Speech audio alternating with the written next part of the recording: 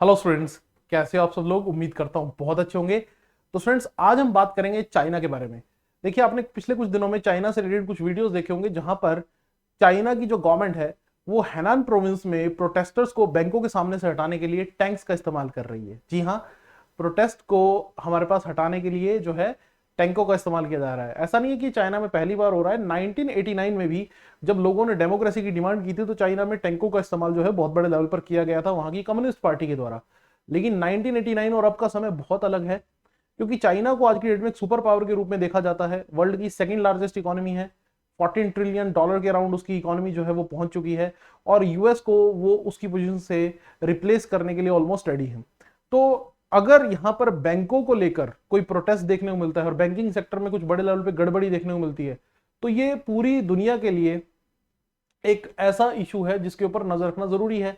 और अगर चाइना में कुछ फाइनेंशियल क्राइसिस आने की पॉसिबिलिटी बनती है तो क्या उसका असर भारत या पूरे विश्व पर पड़ेगा, ये भी जानना हमारे लिए बहुत जरूरी है। तो आज के इस वीडियो में हम इन सब चीजों को लेकर बात करेंगे। तो चलिए स्टार्ट करते हैं आज का वीडियो। लेकिन तो हमारे पास कुछ इस तरह की न्यूज आई है जिसमें यहां पर बताया गया है कि चाइना के अंदर फाइनेंशियल क्राइसिस जो है वो हमारे पास देखने को मिल रहे हैं। ठीक है, और बैंकों के सामने बहुत बड़े लेवल पर लोग प्रोटेस्ट कर रहे हैं, और इस प्रोटेस्ट को हटाने के लिए हमारे पास टैंकों का इस्तेमाल किया जा रहा है। ये इमेजेस आप देख सकते हैं, ये चाइना की हेनान प्रोविंस की रिसेंट इमेजेस हैं। तो अब क्वेश्चन ये उठता है कि ऐसा क्या हुआ कि हमारे पास लोग प्रोटेस्ट कर रहे हैं, और ऐसा क्या हुआ कि गवर्नमेंट को यहां पर टैंकों का इस्तेमाल करना पड़ा।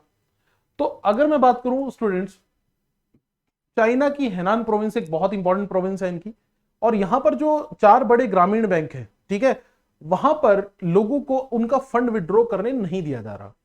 उनके सेविंग अकाउंट से उनका जो पैसा है विड्रॉ करने नहीं दिया जा रहा। और ये अभी से नहीं, ये हमारे पास लगभग लगभग अप्रैल से चल रहा है। आप सोच के देखिए, आप बैंक जाएं और बैंक से पैसा विड्रॉ करने की बात कहें और बैंक कहे कि आप अगले महीने आइएगा या उससे अगले महीने आइएगा, तो आपको कैसा फील होगा? आपको लगेगा कि आपके साथ तो धोखाधड़ी हुई है।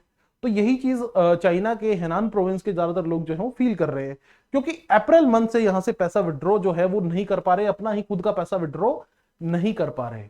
एक्चुअली हमारे पास इस कंडीशन को समझने के लिए आपको एक पूरा का पूरा इंसिडेंट समझना पड़ेगा। आपको थोड़ा सा बैकग्राउंड में जाना पड़ेगा कि चाइना में आखिर चल क्या रहा है। क्योंकि जब हम चाइना के बारे में इमेजिन करते हैं, हमें लगता है कि चाइना अपने इंफ्रास्ट्रक्चर को लगातार बूस्ट कर रहा है, टेक्नोलॉजी में बहुत आगे बढ़ रहा है, सब कुछ अच्छा अच्छा चल रहा है, अच्छी सड़कें, अच्छा इंफ्रास्ट्रक्चर, अच्छे घर। ठीक है, और सबसे बड़ी बात, एक रियल एस्टेट में एक अलग लेवल का हमारे पास इंप्रूवमेंट। अगर हम बात करें चाइना की जीडीपी के बारे में, तो आपको शायद सुनकर थोड़ा सा हैरानी होगी कि 29% जो है हमारे पास चाइनीज जीडीपी में कंट्रीब्यूशन किसका होता है, ऑलमोस्ट हमारे पास रियल एस्टेट सेक्टर का। तो यानी कि रियल एस्टेट सेक्टर बहुत तेजी से हमारे पास चाइना में पिछले कुछ सालों से एक्सपोनेंशियल ग्रो कर रहा है। लेकिन अभी जो कंडीशन यहां अभी प्रॉब्लम जो देखने को मिल रही है, उसका जो हमारे पास एक तरह से करता धरता, या उसका जो आप कह सकते हैं उसका जो ओरिजिन पॉइंट है, वो भी हमारे पास रियल एस्टेट सेक्टर है। तो चलिए इसी चीज को हम समझने की कोशिश करते हैं। तो अगर मैं पिछले साल के बारे में बात करूं, तो पिछले साल हमारे पास, अगर आपने देखा हो, चाइना की एक बहुत बड़ी रियल एस्टेट कंपनी है एवरग्रैंडे। तो यहां पर Evergrande on the verge of bankruptcy थी, मतलब कि इसने ऑलमोस्ट अपने आप को बैंक करप्ट डिक्लेयर ही कर दिया था। तो लेकिन यहां पर यहाँ की जो चाइना की कम्युनिस्ट गवर्नमेंट है उसने इसको सेव कर लिया, उसने इसको बचा लिया। एक्चुअली क्या हुआ कि लगातार ये मार्केट से फंडिंग उठाती चली गई, और एक हाइप क्रिएट की गई मार्केट में, एक अलग लेवल की डिमांड क्रिएट की गई कि हमारे पास हाउसेस की अलग से डिमांड है, और उसके लिए बहुत सारा पैसा इसने मार्केट से उठा लिया। और अल्टीमेटली बाद में क्या हुआ कि प्रोजेक्ट्स जो है, आपको पता है कोविड आ गया, और उसके चलते प्रोजेक्ट्स जो हैं वो डिले हो गए, और भी कई सारी दिक्कतें आई। इसके चलते ये जो कंपनी थी वो बैंक करप्सी के कगार पर पहुंच गई, यानी कि बहुत से इन्वेस्टर्स और बहुत से निवेशकों का पैसा जो है वो डूबना ऑलमोस्ट तय हो गया। अब यहां पर आप देखिएगा कि अभी जो कंडीशन चल रही है कि चाइना में हमारे पास एवरग्रैंडे के ही सिर्फ एक ही कंपनी की मैं बात कर रहा हूं, और भी कई सारी रियल एस्टेट कंपनीज है, जैसा कि मैंने बताया कि 29% 2020 में जो चाइनीज जीडीपी में कंट्रीब्यूशन था वो रियल एस्टेट सेक्टर का था। तो यहां पर आप देखिए कि 800 अनफिनिश्ड प्रोजेक्ट्स हैं, 800 प्रोजेक्ट्स हैं एवरग्रैंडे के, 800 से ज्यादा। और यहां पर 1.2 मिलियन जो है लोग अपने घरों में जाने का इंतजार कर रहे हैं कि एवरग्रैंडे उन घरों को कंप्लीट करेगा और हम फिर उनमें जा सकेंगे। तो यहां पर सारा कुछ जो है स्टेक पर है, बहुत बड़े लेवल पर।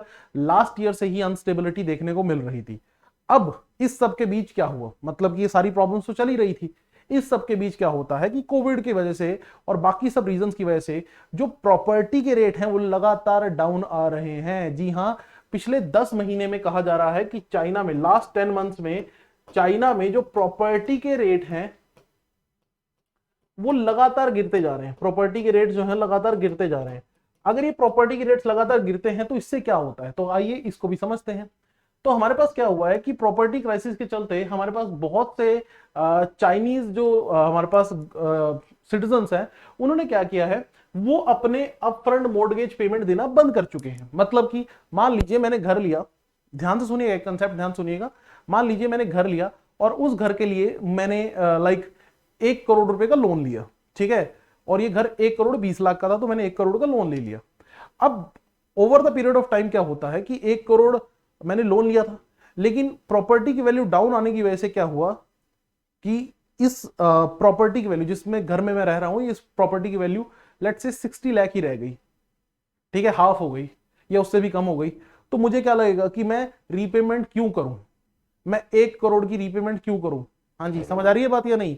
मैं क्यों बैंक को पैसा चुकाऊं? अगर बैंक चाहे तो मेरा घर आगे कब्जा कर ले, मैं दूसरा इतने पैसों में तो मैं कहीं और, इससे कम पैसों में मैं कोई और घर खरीद लूंगा। तो ये चीज एक्चुअल में चाइना में हो रही है। चाइना में बहुत से लोगों ने अपनी जो मॉर्गेज पेमेंट्स है वो करनी बंद कर दी है। अब यहां पर आप देखिएगा, Chinese home buyers rapidly escalating the boycotts of the mortgage payment, और ये 301 प्रोजेक्ट्स हैं और इसमें 91 सिटीज हैं। और यहां पर आप देखिएगा कि इससे 2 ट्रिलियन युआन, अब चाइना की करेंसी जो युआन है उसका हमारे पास जो है मॉर्गेज का जो है वो ड्यू जो है हमारे पास देखने को मिल रहा है, और लगभग लगभग 297 बिलियन की जो वैल्यू है वो स्टेक पर आ गई है। ये कोई छोटी वैल्यू नहीं है, इससे किसी भी अर्थव्यवस्था को एक बहुत बड़ा झटका लग सकता है। अब इस चीज से बचने के लिए बैंकों को बहुत बड़े लेवल पे नुकसान होना तय है। अब लोग अगर बैंक का पैसा रिटर्न नहीं करेंगे तो क्या होगा, बैंकों को बहुत बड़े लेवल पे नुकसान होगा। अब बैंक उस चीज से बचने के लिए क्या करेंगे, ऑब्वियसली कुछ ना कुछ तो करेंगे। तो चाइना में बैंकों ने करना क्या शुरू किया कि जो हमारे पास, हाँ जी, जो हमारे पास लोगों के सेविंग अकाउंट से, उनसे पैसा जो है वो कहीं ना कहीं, जो लोगों के सेविंग डिपॉजिट्स थे उनका पैसा जो है वो सीज करना शुरू कर दिया। मान लीजिए मैंने एक बैंक में अपना सेविंग अकाउंट खुलवाया हुआ है और मैं हर महीने ईएमआई देता हूं। मैंने बैंक में एक सेविंग अकाउंट भी खुलवाया हुआ है, उसमें मान लीजिए 10 लाख रुपए पड़े हैं और मैं हर महीने लेट से 70,000 की ईएमआई भी देता हूं, ठीक है। अब वो ईएमआई तो मेरे लोन के रिगार्डिंग है, लोन जो मैंने लिया हुआ है, ये सेविंग अकाउंट तो मेरा अलग है, इसका लोन से तो कोई लेना देना नहीं है। लेकिन अब यहां पर क्या होगा कि जो बैंक्स हैं वो उस पैसे को सीज कर रहे हैं, और इसके चलते पूरे चाइना के अंदर जो है वो क्या होने शुरू हुआ है, प्रोटेस्ट होना शुरू हो गया है और लोग बैंक रन की तरफ बढ़ रहे हैं। अब एक टर्म आप याद रखेंगे, बैंक रन। अब ये बैंक रन क्या होता है, यहां पर आप इमेज देखिए, इसी तरह से इस चीज को शो करने के लिए, बैंक रन को शो करने के लिए दिखाई गई है।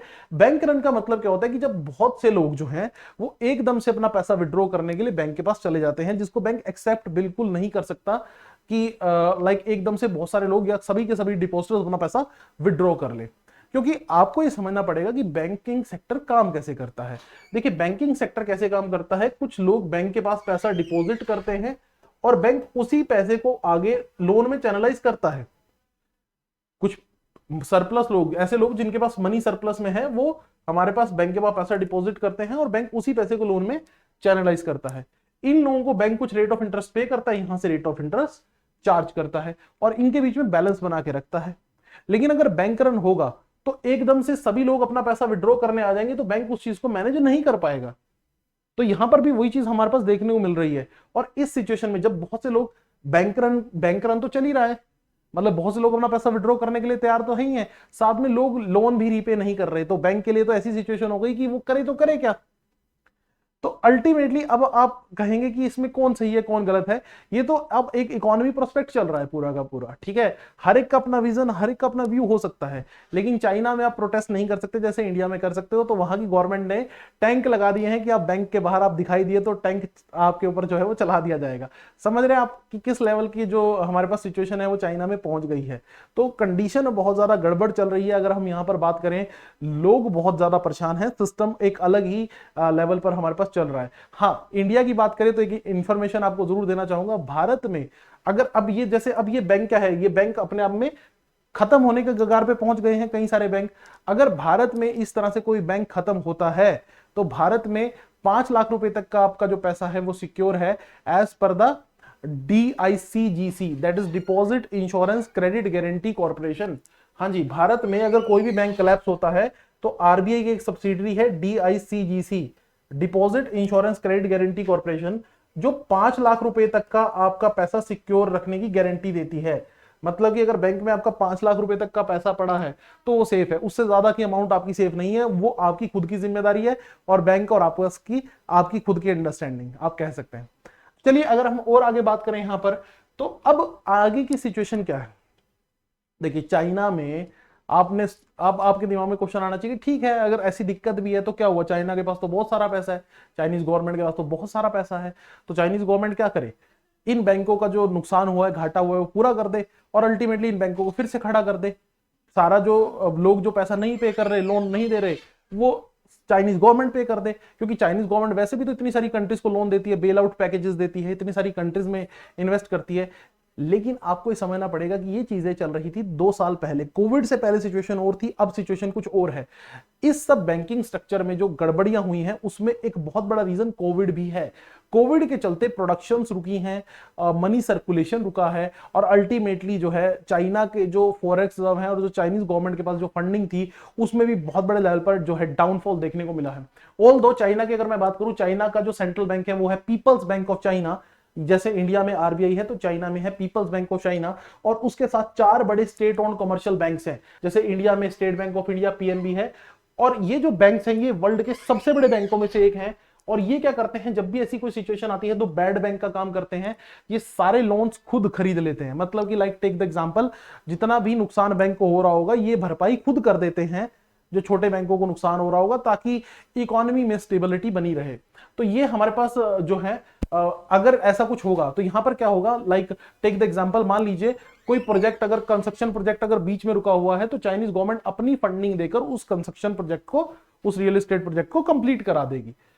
अब यहां पर लेकिन इस सबसे मुझे एक चीज पता चलती है कि चाइना इकोनॉमी जो है अब वो इंटरनेशनल लेवल पर उसका जो एक दबदबा है उसको कहीं ना कहीं से चोट पहुंची है, और जो प्रॉफिट बेस्ड सेक्टर है उसने चाइनीज इकोनॉमी में थोड़ा गड़बड़ी करना शुरू कर दिया है। अब यहां पर मैं आपको एक और चीज बताना चाहूंगा कि चाइनीज ओरिजिन के ही एक प्रोफेसर हैं शियन तियान, ये यूनिवर्सिटी ऑफ साउथ कैरोलिना में प्रोफेसर हैं, और इनका ये मानना है कि जो कम्युनिस्ट पार्टी ऑफ चाइना के पास जो सप्लीमेंट्स है, जो रिजर्व्स हैं, वो अभी जो चाइना में करंट प्रॉब्लम चल रही है, केवल एक प्रॉब्लम नहीं चल रही, ये हमें सिर्फ एक प्रॉब्लम दिखाई दे रही है। इसके अलावा चाइनीज बैंकिंग सेक्टर में बहुत बड़े लेवल पर प्रॉब्लम है, रियल एस्टेट सेक्टर में बहुत बड़े लेवल पर प्रॉब्लम है, और भी बहुत सारी प्रॉब्लम्स चाइनीज इकोनॉमी में पिछले 2 साल में हमारे पास जो है वो एमर्ज हुई हैं, लेकिन वो सभी लोगों को पता नहीं चल पा रही। तो कहना मैं यहां पर ये चाहता हूं कि बेसिकली जो है चाइना इस प्रॉब्लम को प्रॉपरली सॉल्व कर पाएगा, ऐसी जो सिचुएशन है वो कमी दिखाई देती है। और यहां पर ये कहा जा सकता है कि अगर कुछ और थोड़ा हमारे पास गड़बड़ हुआ चाइना में, और थोड़ी सी कोई डिसीज या कोई प्रॉब्लम आई, तो हो सकता है कि चाइना के अंदर फाइनेंशियल क्राइसिस या इकोनॉमिक स्लोडाउन देखने को मिले। अब यहां पर सवाल उठता है कि अगर चाइना के अंदर फाइनेंस, क्योंकि 2008 के जो फाइनेंशियल क्राइसिस थे वो भी हाउसिंग प्रोजेक्ट्स के, इन रियल एस्टेट प्रोजेक्ट्स के थ्रू ही शुरू हुए थे, अगर ऐसा कुछ फिर से देखने को मिला तो पूरे वर्ल्ड में आर्थिक मंदी फिर से फैल जाएगी। तो क्वेश्चन ही उठता है कि चाइना का इस सब के होने की वजह से इंडिया के ऊपर क्या कुछ इंपैक्ट पड़ सकता है। जी हाँ, अगर चाइना की प्रॉपर्टी मार्केट कोलैप्स करती है तो इससे क्या होगा कि चाइना की जो इकोनॉमी है वो स्लो डाउन आएगी, वहां पर दिक्कतें आएंगी। और चाइना, हमें भूलना नहीं चाहिए कि वर्ल्ड का मैन्युफैक्चरिंग हब है, और अब आप देखिएगा यहां पर वर्ल्ड की 28% से ज्यादा जो मैन्युफैक्चरिंग है, ठीक है, हमारे पास अगर हम बात करें आउटपुट जो है वो चाइना से ही आती है। तो पूरे वर्ल्ड में हमारे पास बहुत सारी चीजों की जो सप्लाई है वो रुक जाएगी, और एक्सपोर्ट जो है वो एक्सपेंसिव हो जाएगा, प्रोडक्शन जो है वो और ज्यादा कॉस्टली हो जाएगी।